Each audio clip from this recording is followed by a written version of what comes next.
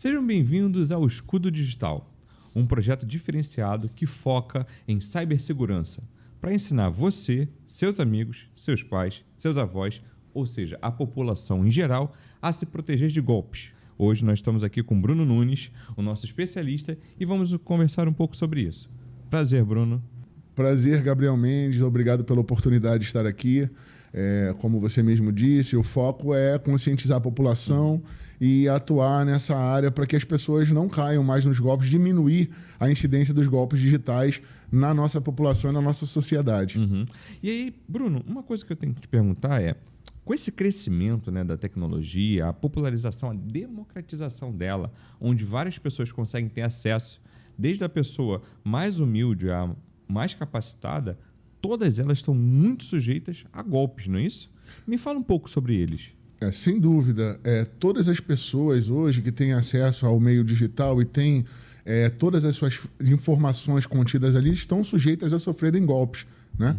E dentro desse conceito, o que eu acredito é que a população precisa ser capacitada a enfrentar essa nova realidade dentro da sociedade que vivemos hoje, que é totalmente digital. Entendi. Por exemplo, a gente tem diversos tipos de ataque cibernético, né? Inclusive, eu já vi pessoal, que um garoto de 14 anos conseguiu hackear a Amazon pelo streaming da televisão.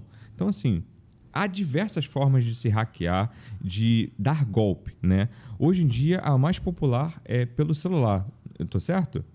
Sim, é porque todas as pessoas hoje têm acesso a um telefone, estão conectadas a um telefone e todas as nossas informações estão ali. E assim, tudo isso eu acredito que parte pela base da engenharia social, que hoje em dia as redes sociais estão assim, explodindo e manipulando as pessoas cada vez mais, né? Me fala um pouco sobre essa questão da engenharia social e da manipulação não só de dados, mas psicológica das pessoas. Exatamente. Hoje eu costumo dizer que o que influencia no golpe, se a pessoa vai cair ou não no golpe, é a engenharia social. Bota aí uma escala de 80% a engenharia social e 20% são as tecnologias voltadas para ataques diretos. Mas né? O que seria engenharia social? Engenharia social é a forma de manipulação psicológica em que o golpista coloca a vítima sobre subjugação no momento em que ele vai aplicar um ataque. Ou seja, de fragilidade. Ou seja, como o ser humano sempre é o elo mais fraco entre a tecnologia e no golpe, então ele fica muito suscetível a cair em determinadas histórias criadas, voltadas diretamente para um determinado público. Não é que a engenharia social vai fazer um ataque individual. Existem grupos de pessoas com determinados comportamentos sociais, que é o que nós temos no dia a dia. Pessoas que sentem medo, pessoas que são ansiosas, pessoas que querem as coisas na hora. Então, esses são comportamentos naturais do ser humano e na sociedade. Vislumbrando isso, é que o golpista inicia o seu projeto de golpe. Então, ele vai ver grupos de pessoas que tenham esses comportamentos e vai criar um projeto de engenharia social, ou seja, de manipulação dessas pessoas para que facilite o resultado que ele quer obter. Invariavelmente são dados, dinheiro principalmente, né? E aí ele cria uma estratégia para que ele insira um ataque direcionado a um grupo grande de pessoas para ter uma efetividade. E desse ataque, algumas pessoas vão cair em golpes, principalmente as que estão desinformadas, as que não têm conhecimento, como no caso hoje na nossa sociedade é a maioria das pessoas. É quase como se fosse trabalhar as fake news, né? Porque, por exemplo, antigamente, né, era o bandido que estava na cadeia que falava: papai, socorro, papai. É verdade. Eu estou sendo raptado, papai. Olha, se você não me pagar. Então, hoje em dia, isso se evoluiu, né? Com a tecnologia que nós, inclusive com inteligência artificial que nós temos à nossa disposição, como Eleven Labs, que clona a voz das pessoas, por exemplo, a gente pode criar um roteiro, ligar, por exemplo, para sua mãe e falar que eu estou com você. E você lá pelo Eleven Labs fala: socorro, eu estou aqui. E é a sua voz, né? Existem vários tipos de tecnologia que podem possibilitar esse tipo de recursos. E aquilo, antes, era um bandido que não tinha conhecimento nenhum. Hoje em dia, são pessoas extremamente capacitadas. Correto? Na verdade, também a inteligência artificial ajuda a corrigir os erros que antigamente eram cometidos. Então, quando você recebia uma mensagem de SMS com uma frase mal escrita, com erros de português, hoje, a pessoa que, mesmo sem ter o conhecimento da língua portuguesa, mesmo sendo ignorante no sentido de falta de conhecimento mesmo de escrever um texto, ela consegue melhorar o texto com a inteligência artificial. Assim como a voz, a fala, o texto que será dito. Então, ele consegue montar hoje uma central de telemarketing para aplicar diversos golpes, onde o texto que vai estar sendo falado ali pode estar sendo lido por um prompter, e aí vão ser corrigidos os erros de português que você identificava antes. Poxa, isso aqui se trata de um golpe. A pessoa escreveu sem concordância verbal. Também, né? Fazer um padrão. Pode seguir, segue, na verdade, determinados padrões, porque esses padrões são identificados pelo comportamento humano. E é justamente aí que eu costumo dizer o seguinte: nós temos diversos procedimentos para nos proteger na nossa vida real. Hoje, é óbvio que existe uma vida real e uma vida digital. Sim. Muito intensa. Onde eu costumo dizer o seguinte: dentro da classe média, e eu acho que de toda a população brasileira até, o nosso patrimônio está todo mundo digital. Verdade. Então, a nossa casa, ninguém consegue roubar, carregar nas costas e levar. Se hoje um bandido invade a casa, ele vai levar alguns objetos, televisão, computador, o que tiver dentro da sua casa de valor. Porém, o seu patrimônio, a maior parte do patrimônio da população brasileira hoje está no mundo digital. Só não vamos levar um pendrive com criptomoeda, porque aí é físico. Não, esse é físico, mas a realidade eu sei. em relação à proporcionalidade de pessoas que hoje têm criptomoedas em pendrive são muito poucas. É verdade. A grande massa mesmo, ela tem o seu patrimônio ali, o salário que recebe, as contas que paga. E é um patrimônio, às vezes, que é um patrimônio em crédito, que é o que eles focam muito hoje em dia. Pessoas que têm o nome limpo, que tenham crédito. Porque por mais que a pessoa não tenha muito dinheiro, mas se ela tiver a possibilidade de fazer um empréstimo na conta, e ele conseguir hackear a conta dessa pessoa, com umas fraudes que a gente já costuma ver por aí, né? E assim, pensando nessa forma, hoje, o que você consegue prever para daqui a alguns anos em relação a isso? Porque nós temos a segurança cibernética e a gente também tem um avanço da criminalidade cibernética. Sim, sem dúvida. Elas estão páreo a páreo, ou você acha que o crime está evoluindo mais ou a segurança está evoluindo mais? Me diz mais ou menos em relação à sua opinião, como está essa evolução? Essa é sempre uma briga de gato e rato. Em relação à segurança, existem em todos os países uma evolução muito grande, assim como os crimes. E os crimes vão evoluindo proporcionalmente. Só que a segurança, ela não está. A segurança da população é diferente da segurança cibernética. Sim. Então você tem a segurança dos bancos, a segurança dos aplicativos, que são equipes totalmente capacitadas de promover essa segurança. É lógico que nunca vai existir uma segurança perfeita sem falhas, porque como a tecnologia evolui, as condições, algoritmos, programas, sistemas, todos vão evoluindo. Só que nesse mesmo tempo, ao mesmo tempo, o crime, os golpistas, também têm pessoas muito capacitadas para quebrarem essa segurança. E daí vem a importância de conscientizar a população, porque a segurança pode até caminhar junto, mas a população, ela não trabalha dentro da área da segurança. Ela é uma usuária de sistemas. E por isso que a engenharia social hoje atua, porque como a segurança hoje tecnológica já é bem mais avançada, antigamente, quando a gente ia sacar um simples dinheiro no banco, a tecnologia do cartão que existia antes não é a mesma de hoje. A segurança de autenticações, como antigamente a gente só ia num caixa eletrônico, digitava uma única senha e sacava o dinheiro. Hoje você tem token autenticador do próprio banco para fornecer uma segurança. Às vezes nem eu mesmo consigo acessar minha senha. Às vezes nem a gente consegue, é verdade. Então, ou seja, a segurança, ela até caminha junto. Porque conforme vai avançando a segurança cibernética, vai avançando os golpes. Porque eles criam descobrem uma falha de segurança, atuam nessa falha. Essa falha é corrigida, eles descobrem uma nova falha. Então, elas sempre vão caminhar ali, uma briga de gato e rato, ali um tentando cobrir proteger e o outro tentando descobrir as falhas de segurança. Só que o meio desse cenário todo estão a população. Que o fator mais importante para proteção hoje, que eu considero, é a conscientização. É perceber que eu preciso desconfiar. Eu tenho uma frase que eu aplico, e hoje eu estava até consultando na inteligência artificial para saber se eu criei a frase, porque eu nem sabia se eu tinha criado de fato ou se era uma frase que eu estava reproduzindo. Existem dois conceitos, que eu juntei, dois princípios que eu juntei em uma frase, que é o seguinte: se você tiver certeza, desconfie. E se desconfia, não faça. Se tem dúvida, não faça. Na verdade se você tiver certeza, duvide. Se tem dúvida, não faça. Essa foi a frase que eu criei. Dentro de dois princípios. A gente sabe, se a gente tem certeza de alguma coisa, a gente deve sempre ter aquela desconfiança para não cair num golpe. Isso já é um conhecido popularmente com todas as nossas ações da vida real.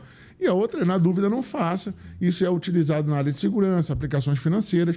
Então, eu uni essas duas frases que, se a pessoa tiver isso em mente o tempo inteiro em relação à utilização das tecnologias, ela vai ter uma desconfiança saudável para que ela possa despertar e diminuir vamos dizer assim, a eficiência do golpe que está sendo aplicado contra ela.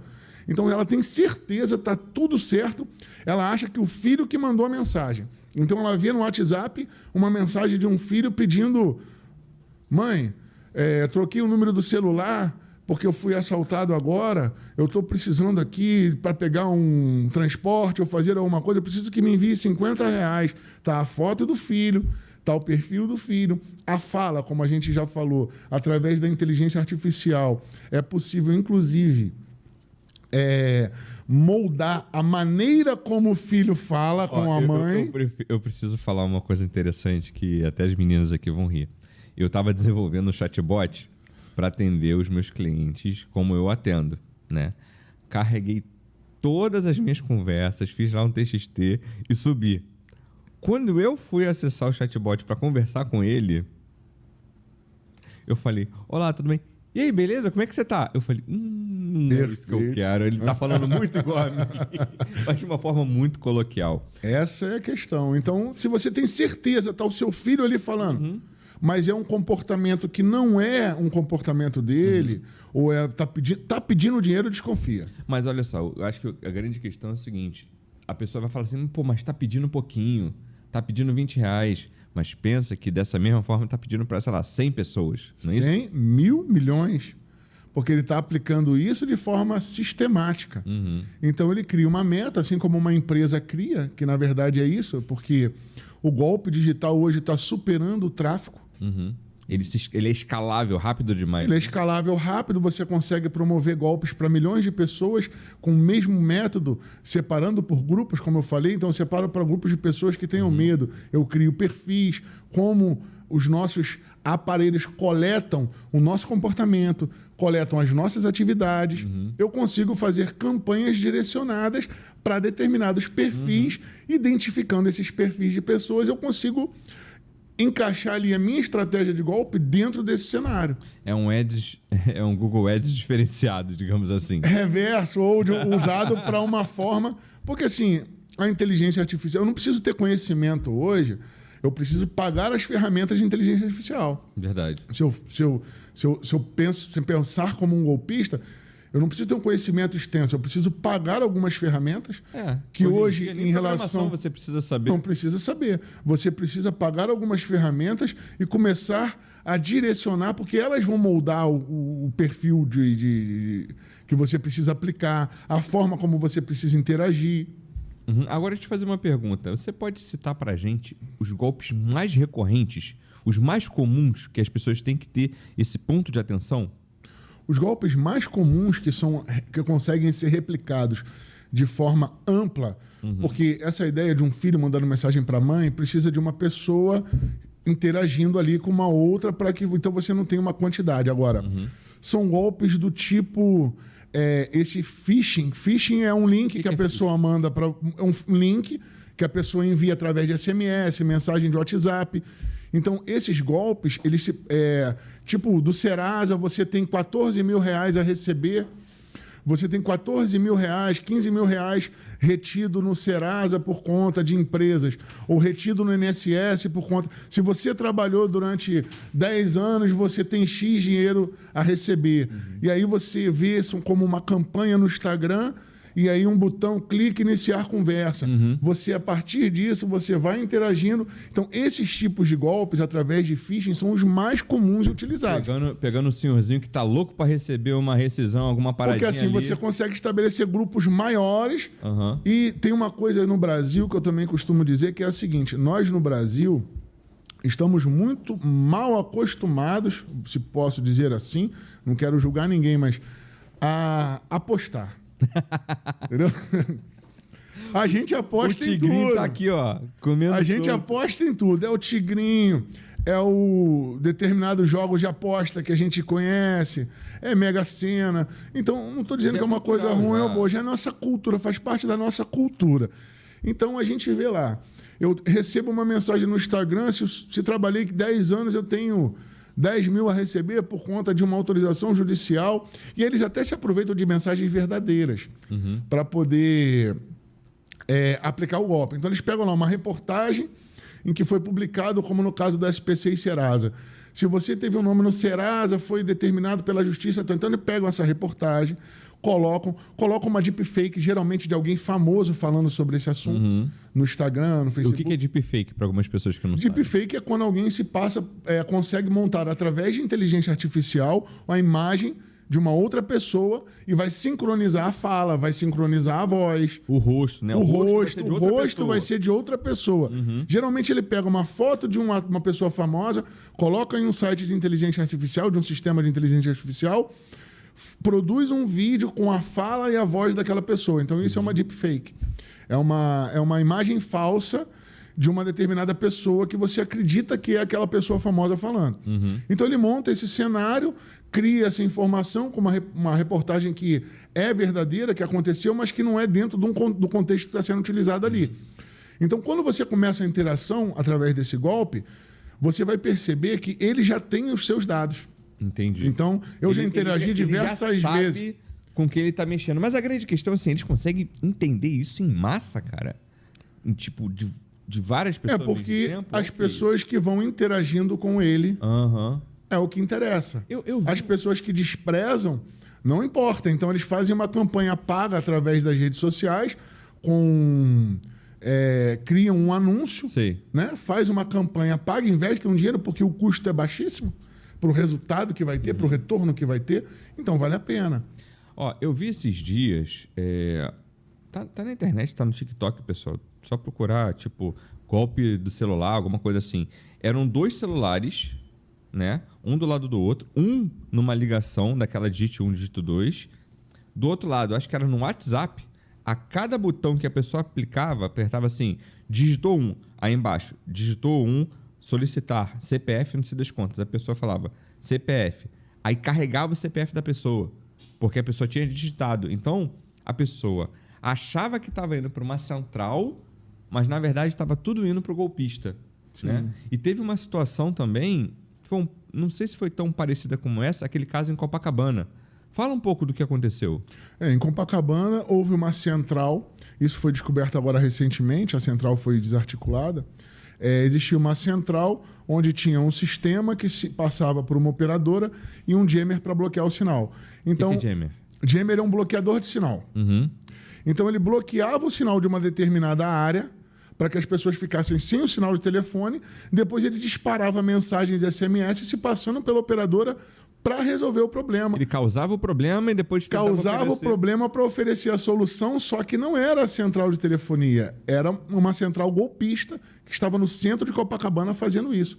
Então ali você vê que há uma inteligência e um planejamento, porque é uma área onde o poder aquisitivo na cidade do Rio de Janeiro é maior do que nas outras regiões, e ali o alcance, de repente, por pessoas... É um bairro que também no Rio de Janeiro deve ter uma atenção, porque é um bairro que nós sabemos que é formado por muitos idosos. Então, isso já vai facilitar a interação. Então, para mim, isso foi muito bem arquitetado, foi muito bem planejado, inclusive pela região, em Copacabana. Assim, pega, inclusive, as pessoas mais céticas, né? Por mais que ela seja cética, falar, eu não vou cair nunca mais. Mas Mas cai, né? Cai porque a situação não depende da pessoa até ter conhecimento. Não é que a pessoa vai estar livre. Nós não estamos livres de ser assaltados, nós não estamos livres de sofrer algum ataque de algum crime ou alguma coisa na sociedade, na vida real. E o que nós podemos... gatilhos, né?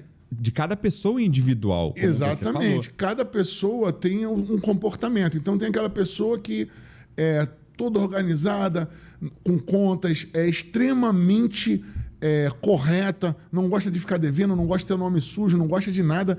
Então, esse tipo de pessoa, quando recebe uma mensagem, você tem uma dívida no Banco Central, vai ficar maluca. Ela vai ficar doida em relação a isso. Se não for uma pessoa que esteja ali com uma certa desconfiança, sabendo da sua... Porque quando dispara esse gatilho, né, a pessoa entra num estado de falta de senso crítico. E aí ela, pelo nervosismo, acaba cometendo ações que não deveria cometer, como, por exemplo, clicar no link para saber. Porque ela ficou nervosa, isso dispara nela um medo. Um medo. E aí ela vai e clica, sem antes ter um pensamento crítico. Fala, bom, se eu tenho minha vida toda organizada, eu vou procurar um meio oficial.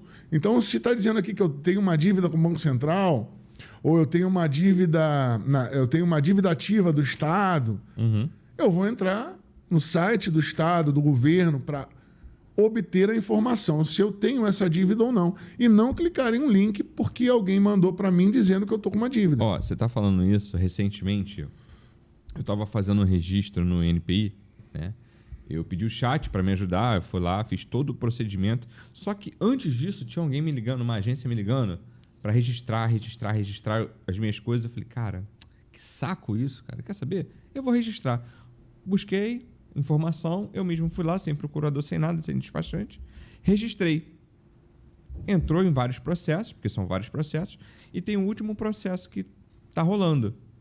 Eles me pegaram, consultaram os meus processos, viram todos... Esse é muito comum hoje. Todos os meus processos em andamento, redigiram um e-mail, tiraram um print, mandaram para mim junto com um boleto, falando, olha, tá aqui, papapá, mas com uma ambiguidade de informação que parecia que eu tinha que pagar para a parada continuar. Eu olhei assim e falei, cara, isso tá errado. Peguei, tirei um print do e-mail, joguei no chat GPT, falei, chat, isso aqui é fraude, né? Aí ele olhou, é fraude, ignora, bloqueia, eles estão tentando te dar um golpe. Olha só que ponto a inteligência artificial chegou. Identificar a fraude e falar, não faça. Porque, inclusive, a gente pode usar a nosso favor, né? Se os golpistas estão utilizando a favor deles para aplicar os golpes, nós podemos utilizar a nosso favor para ter informação. Entretanto, qualquer situação que haja de interação, o que está muito... Eu vi um vídeo recente de uma pessoa que tinha uma ação judicial, não era advogada, não. Era uma pessoa que tinha uma ação judicial e dentro da ação entraram em contato com essa pessoa se passando pelo advogado dela. Com foto, imagem, tudo do advogado. E ela como se ela tivesse ganho a causa tendo que pagar os honorários advocatícios. E esse é um golpe que está sendo muito aplicado agora hoje em dia. Sim, recentemente. Porque o processo é público na área civil, então as pessoas consultam os processos, com os processos e o nome completo, através de ferramentas ilegais que os golpistas se utilizam, conseguem pegar todos os dados, CPF, endereço, possíveis vizinhos, telefones de vizinhos, filho, família, endereço, tudo. Eles entram em contato com a vítima, fornecendo todos os golpes, fornecendo todos os dados para aplicar o golpe. E aí, esse é um golpe direcionado porque o valor a ser recebido é muito maior. Então, vale a pena eu perder um tempo fazendo isso manualmente com diversas pessoas durante o meu dia para obter ali 100 mil. Esse golpe que ele aplicou, ela transferiu 100 mil reais. Caraca, cara. Por exemplo, recentemente, quando você falou disso, a minha esposa ela estava com uma causa na justiça, 11 horas da noite ela recebe uma mensagem do advogado. Ó, ganhamos, tá aqui, faça o pagamento dos meus honorários. Eu falei, pô, não. Estamos há 5 anos esperando isso. Será que ganhou mesmo? Não. Vamos ver isso. Vamos ver. Procuramos, mandamos mensagens pro cara, o cara não respondeu. Eu falei, cara, não vai pagar nada. Não vai pagar nada. 11 horas da noite, pessoa mandando mensagem, tá errado. E não é que era verdade? Não, mas a ideia é ter esse pensamento crítico. Pode ser verdade, pode ser mentira, mas a ideia é ter um pensamento crítico frase, em relação a isso. Você tem uma frase, como é que é a frase? Exatamente. Se você tiver certeza, duvide. E na dúvida, não faça. Não faça.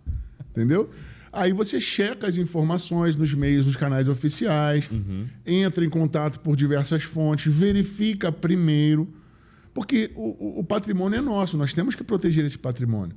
Nós temos que criar métodos e procedimentos de segurança também no mundo digital. Então, a gente vai atravessar a rua, a gente olha para os dois lados. A gente vai dormir à noite, a gente tranca a nossa casa. Tem gente que dá uma volta, dá duas, põe fechadura, põe segunda tranca. O que a gente está fazendo nos nossos dispositivos e na nossa vida digital para criar esse mesmo procedimento de segurança? Não é ser neurótico, mas é ter os procedimentos antes que o problema aconteça. Você já saber o que vai fazer quando houver uma suspeita te dá muito mais eficiência para não cair no golpe, para reagir ao golpe de uma forma que você não vai sofrer um prejuízo, do que você deixar simplesmente acontecer e na hora tentar resolver. Porque aí envolve outros fatores até psicológicos, por isso é engenharia social. Ele manipula a sua mente, sabendo do conhecimento específico de que o ser humano é volátil, é suscetível a diversos gatilhos, é que ele vai agir na manipulação para tentar dominar e te tornar entendendo esse seu subjugado. perfil social. Entendi. Agora uma pergunta que assim, eu sempre tive vontade de saber, e você pode me corrigir se eu estiver errado, tá? Você hoje sabe o número de vírus que existe para o Windows e para o Android? Não tenho a menor noção. Eu vi uma vez um documentário... Existem estimativas. Isso, de não sei quantos milhões. Não sei quantos milhões. Aí, para a Apple, para o sistema da Apple, existe menos de 100. Isso é verdade? Olha, hoje em dia eu já não sei se isso se aplica à Apple com menos de 100 vírus para a Apple, porque a quantidade de aparelhos já aumentou. Sim. A quantidade de pessoas que possuem esses aparelhos no Brasil e no mundo já aumentou significativamente. Mas não chega Então, a 10 mil, eu acho. o vírus, é possível fazer vírus. Existe um mito de que, para Linux não tem vírus porque não é possível fazer porque o sistema é totalmente seguro. Isso é um mito. Acho que não existe nada totalmente seguro. Não existe nada totalmente seguro no mundo. Nem na vida real, nem na vida digital. Então, acontece que não há interesse, porque investir em um vírus também custa. Então, se eu tenho uma quantidade... Vamos supor, eu tenho uma população no Brasil de 200 milhões de habitantes, onde 1 milhão de habitantes tem iPhone e 100 milhões tem Android. Meu interesse vai se voltar para o Android, porque é muito melhor eu desenvolver para a população que tem aquela tecnologia, que utiliza aquela tecnologia. Daí, como o Windows antes foi difundido e o Linux até hoje é pouco utilizado, ele já é muito mais utilizado hoje em dia, mas ainda é pouco comparado à quantidade de pessoas que possuem o Windows. Então, eu não vou investir em tecnologia... É tipo a oferta, né? Tem mais oferta, eu vou onde tem mais oferta. Demanda, exatamente, onde tem a oferta, porque como eu vou ter que fazer um investimento para desenvolver esse vírus, eu vou ter que ter uma eficiência para ter um retorno. É um comércio. O golpe, o furto, o roubo é um comércio. Hoje em dia, vírus é... Só para o pessoal entender que vírus é totalmente diferente de golpe. Vírus é totalmente diferente de golpe. Golpe é uma estratégia que a pessoa faz. Vírus é um negócio... Vírus já é a tecnologia agindo independente do usuário. Então, hoje em dia, nós temos proteções. Se alguém tentar pegar a sua localização, dados do seu telefone, o navegador é protegido, o telefone é protegido. É lógico que, quanto mais configurações de segurança nós aplicarmos ao nosso dispositivo, e existem várias configurações que nós podemos fazer, tanto no Android quanto no iPhone, que é necessário que a população se atente para obter um pequeno conhecimento para configurar o seu aparelho de forma mais eficiente, mesmo assim não está livre de sofrer um golpe, até porque... Você está falando aí, por exemplo, de todos esses métodos, você tem como me listar para a gente um manual de boas práticas para quem deseja ou precisa se proteger? Melhor, deseja não, né? Todo mundo tem que se proteger. Todo mundo deve querer se proteger. Tem gente que não. Porque quem tem algo a perder, né? No mínimo você... eu não tenho nada a perder, não tenho ideia, não estou nem aí. Mas aí tem os seus familiares, tem a empresa que você trabalha, que esse é o principal. Então, você comentou, desculpa interromper, você comentou comigo se uma pessoa tiver com um dispositivo ali com alguma coisa e entrar no Wi-Fi de uma empresa ou de uma casa, pode contaminar as outras pessoas que estão no mesmo Wi-Fi. Pode contaminar as outras pessoas e a rede em si, porque se ela tem um vírus e ela vai fornecer um acesso para entrar em uma outra rede, porque quando ela tem acesso a uma rede Wi-Fi, ela tem uma credencial de acesso, que é o login, que é a senha que ela vai utilizar para entrar quando o Wi-Fi tem proteção. Uma dica importante que está dentro da pergunta anterior é: nunca se conecte no Wi-Fi público. Nunca, jamais. Já ouviu, hein, pessoal? Chegar naquela loja e falar assim: você tem um Wi-Fi aí da loja? Restaurante, loja, aeroporto, nunca se conecte em um Wi-Fi público. A não ser que seja totalmente emergencial. Não tenho crédito, preciso acessar, preciso falar com alguém. Só que você entre sabendo que você precisa, utilize para o que você necessita, e eu aconselho uma situação totalmente que você esteja em risco. Agora, procedimentos de segurança. Nós vamos criar o seguinte: vamos estabelecer que nós devemos, como a quantidade de configurações e dispositivos são muito grandes, eu vou listar procedimentos e não exatamente as configurações. Sim. Então, o procedimento, primeiro, principal, desconfiar sempre, mesmo que você acredite que aquela coisa esteja absolutamente correta. Então, recebeu uma mensagem de um banco, desconfia através de SMS. Se comunique pelo aplicativo do banco. O segundo passo, configure todos os seus dispositivos. Seu computador, seu celular. Aprenda a utilizar. Você vai fazer um churrasco, você precisa saber o funcionamento da faca, pelo menos para cortar a carne. Sim. Porque você vai pegar uma faca que não está amolada, você precisa saber amolar, para cortar, para ter menos trabalho, para ficar mais seguro para você. Isso é um exemplo aqui, tentando fazer uma analogia com o dispositivo que a gente tem. Então, a gente tem um celular, aprenda o básico, pelo menos, para proteger o seu dispositivo. Não é só ligar e sair usando. Não é só ligar e sair usando.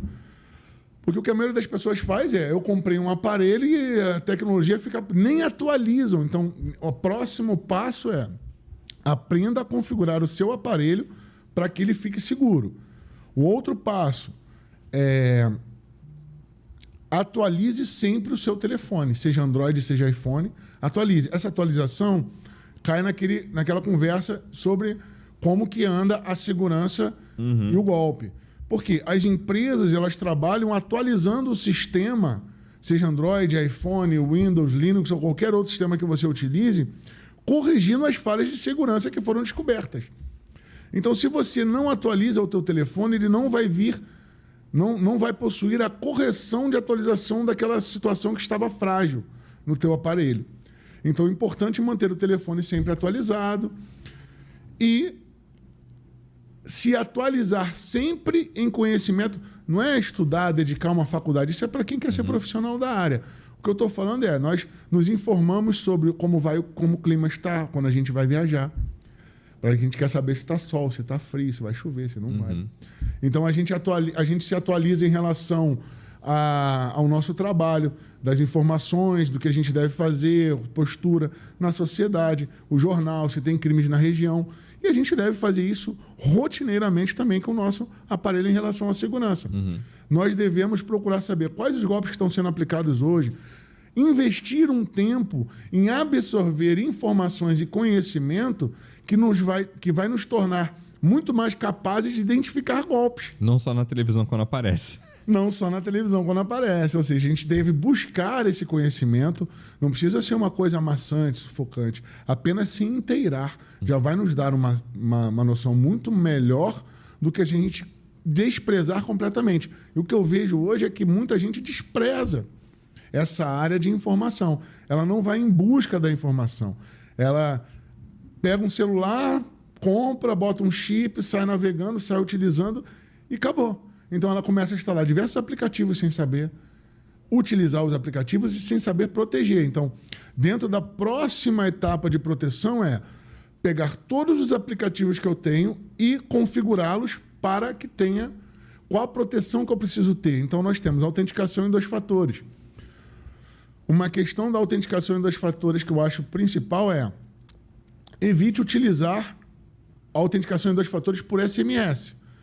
Porque como existe a clonagem do chip, então pode existir a possibilidade que a pessoa receber também o código. Receba também o código da sua autenticação em 2 fatores. Então utilize aplicativos autenticadores. Aquele autenticador do Google que aparece aquele Google Authenticator, Microsoft Authenticator. Então utilize aplicativos autenticadores de confiança. Você acredita que eu fui descobrir, né? A primeira vez que eu usei um autenticador foi no PlayStation, que eu não sabia que era. Obrigou a utilizar por causa da conta.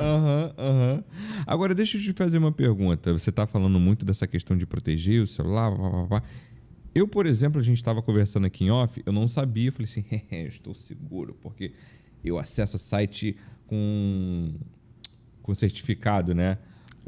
O SSL. Eu falei assim, eu acesso tudo com SSL, estou tranquilo. Me fala um pouco o que é SSL, o que significa isso e que a gente também não está protegido. Nós não estamos totalmente protegidos porque o site tem um cadeadinho ou um certificado de segurança. Só antes de ter... Então tá, beleza. Eu vou explicar agora o que é SSL. SSL é um certificado de segurança. Então a pessoa vai hospedar um site, vai criar um sistema, um site, ela precisa hospedar isso em algum lugar. Ela compra um domínio, o domínio é o nome da empresa.com ou .com.br. Isso. Esse é o domínio. E a pessoa precisa hospedar esse domínio em um site onde ela vai carregar o site, o sistema, para que todas as pessoas possam acessá-lo. Então, dentro dessa plataforma de hospedagem é vendido um certificado de segurança, que é o certificado SSL. Eu não vou nem explicar a sigla, porque o que importa é saber o seguinte: esse cadeadinho é um certificado que o dono do site paga à empresa de hospedagem para que vincule um certificado. Agora, a ideia da segurança está voltada à intenção. Se eu sou uma empresa válida, uma empresa reconhecida, então eu sou lá um banco, uma instituição financeira, uma loja que vende um produto de confiança. Então eu vou pagar esse certificado e está tudo certo. Eu não tenho uma intenção oculta. Mas se eu sou uma pessoa que tem uma intenção oculta, o custo é baixo. Em torno de R$40 por ano, eu compro-se um domínio. O certificado tem domínios, dependendo do site de hospedagem que você paga aí R$20, R$50 por mês, já inclui o certificado de proteção. O certificado só diz o seguinte: a pessoa está utilizando, o site está hospedado e esse domínio está criptografado. Para transmissão das informações... É só isso? Com criptografia. Então, ele está certificando a autenticidade do seu domínio e que você está utilizando um fator de segurança a mais na sua conta. Basicamente isso. Tem muito mais coisas que envolvem o certificado. Só que é o seguinte: se eu comprar um domínio, fingir ser uma empresa, criar um nome de uma empresa, um nome de um blog, que seja, né? Então eu posso utilizar um sistema embarcado dentro de um blog. As pessoas nem sabem que tem um sistema, o sistema vai aplicar golpes através desse blog, utilizando ele como fachada para uma engenharia social. Então eu pago o certificado, pago o site, hospedo e alimento o site com informações ali, me passando por um site oficial, com uma intenção. Posso ficar fazendo isso durante o tempo que eu quiser. Então eu posso até fingir que esse site é verdadeiramente aquilo durante um período de 6 meses para criar uma autenticidade até na internet. É uma autoridade. Uma autoridade na internet. Eu posso criar um blog de notícias, um site de notícias em que eu vou postando ali notícias do bairro e eu vou utilizando aquilo como uma forma de criar uma autoridade. E em determinado momento eu tinha uma intenção oculta para aplicar golpes através daquilo ali. E aí eu passo a utilizar o meu site, só que é lógico. Depois de algumas denúncias, a pessoa sabendo a forma de fazer uma denúncia se sofrer um golpe através desse site, consegue derrubar o site. Aí tem todas as sanções que são aplicadas ali para tirar o site do ar. Só que nesse tempo, ele aplicou golpes em uma quantidade de pessoas. Assim como as contas do Instagram, que a gente vê. As pessoas criam um perfil no Instagram e aí ficam criando anúncios e divulgando até que aquele perfil caia. Saiu do ar, ele cria um novo, porque o custo é baixo em relação ao efeito que ele vai ter de retorno do golpe que ele aplicou. E agora outra pergunta. A gente tinha conversado também no off, que a gente bateu um papo aqui, gente, que já tinha que ter gravado, que muitos cyber-ataques acontecem fora do país também. E esse ataque, às vezes, acontece fora do país, dentro do país, com VPN. Não é isso? Exatamente. Não só com VPN. O próprio país ele não bloqueia que sites se hospedem fora. Então você cria uma hospedagem, na verdade, cria uma hospedagem, um serviço de hospedagem fora do país, cria domínio, pode ter até endereços, dependendo de determinadas situações. Só que como a nossa internet ela é aberta, ela não é bloqueada, então todas as pessoas que receberem aquele link vão ter acesso àquele site. Só que ele está hospedado em outro país, pode usar laranjas de outro país ou não, contas de outros países ou não. E aí vai depender do interesse e da intensidade. Entendeu? Teve uma... Eu vou relatar aqui, não vou relatar nome, porque senão vai expor a minha amiga aqui, mas eu tenho uma amiga em que a mãe sofreu um golpe onde uma pessoa que era até de outro país, a pessoa nem era do Brasil que estava aplicando o golpe. Então nós podemos também sofrer golpes através de golpistas estrangeiros dentro do país. E aí vai dificultando cada vez mais a punição do golpista. Indiana. Hello, my friend. Exatamente. Mas aí com a inteligência artificial você traduz o texto automaticamente e a fala automaticamente. Então ele pode falar no idioma que ele quiser. Ele não precisa nem saber o idioma, mas vai falar perfeitamente o português brasileiro, perfeitamente o inglês, pagando algumas ferramentas para fazer tradução simultânea, inclusive com a voz. Ele pode botar uma voz bonita, uma voz romântica. E o golpe foi o seguinte. Esse é interessantíssimo porque tem casos famosos por trás desse golpe, como o do Brad Pitt. A senhora que forneceu dinheiro por uma pessoa que se passou pelo Brad Pitt. Caraca! Tem aí golpes famosos nesse sentido. Então aconteceu com a mãe de uma amiga. Ela simplesmente estava interagindo com um artista estrangeiro e ela gostava muito desse artista. Não, o artista era real, aí que tá. É sério? Só que ela... Não, aí calma. Foi o seguinte, ela gosta de um determinado artista. Ela interagia, fazia comentários no Instagram desse artista, no perfil oficial. Daí a um tempo, uma pessoa se passando por esse artista entrou em contato com ela. Putz. Através do Messenger, depois evoluiu para o WhatsApp. Por quê?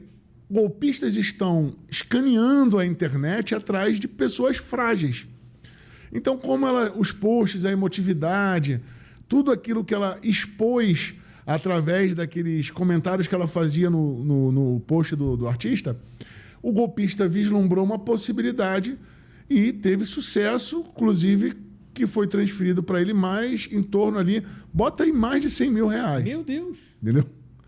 De forma espontânea. Meu Deus, pela vítima. Dinheiro, hein? Não tinha empréstimos. Convence a fazer. Não é que a pessoa tenha dinheiro, não. É o que eu falei. Crédito também é importante. Uma parte de dinheiro que já possuía, outra parte de créditos que pegou através de empréstimo voluntariamente para passar para esse... Ele a seduziu de uma forma em que criou um envolvimento emocional, né? Por um momento de uma situação em que a gente sabe que muitos de nós, de vez em quando, passamos e tudo, dentro desse envolvimento emocional. Ela sempre foi uma pessoa muito correta, e é até hoje, a mãe dessa minha amiga também, mas o envolvimento emocional foi tão grande que ela, por vontade própria, forneceu o dinheiro. Meu Deus. Enviou para ele. E aí depois foi desconstruindo, foi um trabalho ali que a filha fez, e foi desconstruindo com a mãe ali aquela história, mas foi difícil ela fazer a mãe desacreditar, aliás, a mãe acreditar que aquilo era um golpe.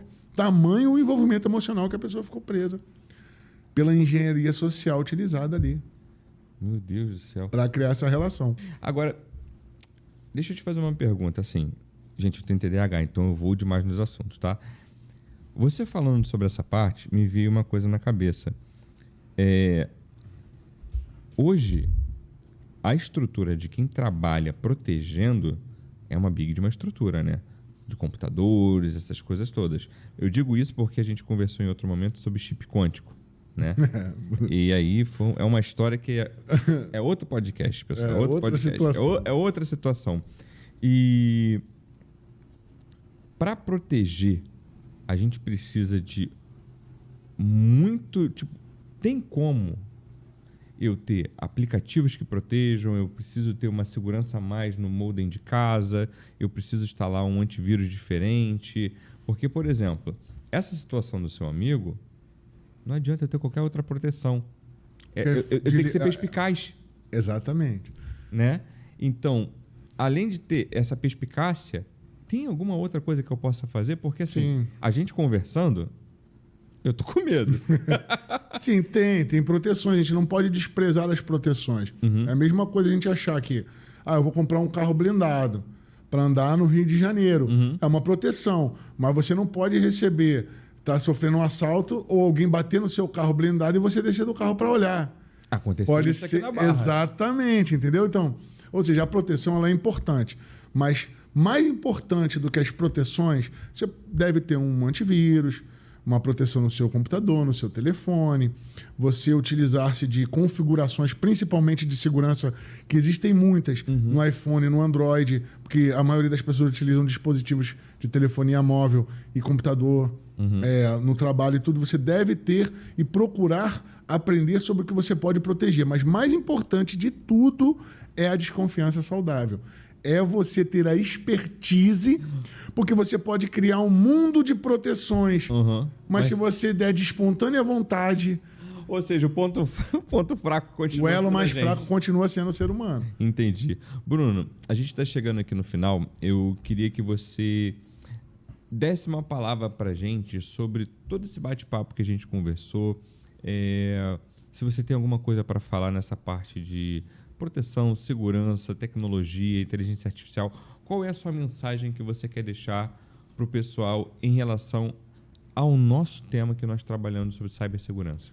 Olha, vou dizer novamente a frase, que isso é uma coisa que tem que ficar gravado para todas as pessoas.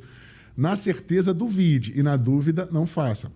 E dentro desse contexto, sempre que você tiver em contato com ferramentas de uso do seu dia a dia, aprenda sobre essas ferramentas, utilize com segurança, aprenda sobre as configurações, crie procedimentos e métodos de segurança. Não é ficar neurótico, nossa, tem que proteger tudo, ter medo de tudo. Não é ter medo, é ter uma desconfiança saudável e você analisar o contexto. Fala, se eu tenho um celular, eu vou aprender o mínimo de como eu posso proteger. Se eu uso um computador, eu vou focar o mínimo que eu posso utilizar de proteção no computador.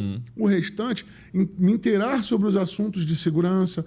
Essa é a dica que eu posso dar. Não fazer senhas pequenininhas, nem tão em relação às senhas, principalmente as senhas, não utilizem senhas que tenham relação com o seu nome, com sua data de nascimento. Não façam senhas com menos de 10 dígitos. Nossa, mas dá um trabalho. 10 dígitos? Meu Deus do céu. Já tô no erro já. Porque assim, aí já cai numa outra questão que a gente vai abordar futuramente no próximo, que eu vou tratar especificamente das proteções, de como a gente vai utilizar a senha, como a gente pode analisar um domínio. Isso será um assunto que nós vamos dar continuidade em uma sequência para que a população, as pessoas possam aprender sobre isso. Hoje aqui foi um apanhado geral. Depois a gente vai em cada tópico para a gente ir ali desmistificando e explicando um pouquinho mais. E é aquilo, né, Bruno? Aqui a gente está conversando no geral, mas tem muita gente que vai assistir isso aqui e vai se sentir culpado, né, por ter caído num golpe. Não, sem culpa, zero culpa. A culpa é sempre do golpista. Não existe vítima culpada. Nós deveríamos viver numa sociedade em que as pessoas fossem idôneas e que não houvesse golpe. Só que na nossa realidade existe o crime, existe o golpe e existem as situações em que nós devemos nos proteger. Só que vai ser muito mais eficiente se a gente aprender a criar esses procedimentos de segurança, a gente vai conseguir combater o golpe digital. Se defender deles. Porque a ideia é assim, eles estão muito avançados e ganhando bilhões com golpes digitais e a única maneira de proteção que a gente tem é a nossa capacitação individual. Agora, Bruno, rapidinho, eu sei que a gente está entrando no final, mas cair num golpe, o que eu faço?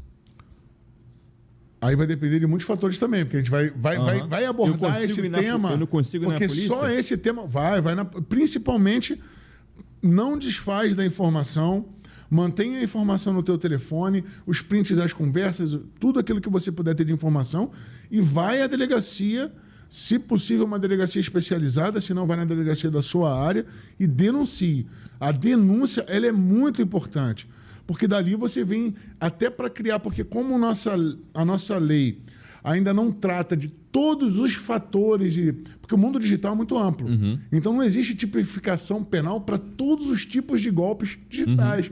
E isso ajuda até para criar a nossa legislação no futuro. Ajuda para embasar, para expertise das delegacias, ajuda para tudo. Então, o importante é denunciar. Ah, mas eu vou denunciar, não vai ser eficaz. Pode não ser um resultado imediato, mas é eficiente e ajuda muito.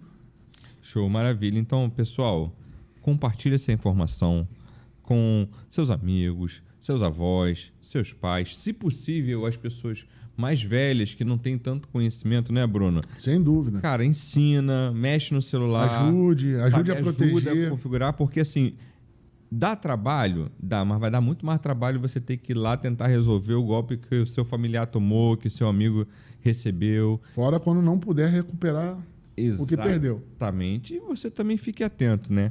E assim, Bruno, juntos podemos criar uma comunidade mais Sem forte. dúvida, mais forte, mais segura, né? E protegida. Protegida. Gente, ficamos por aqui com o nosso Escudo Digital Podcast e até mais, pessoal. Muito obrigado. Valeu. Abraço.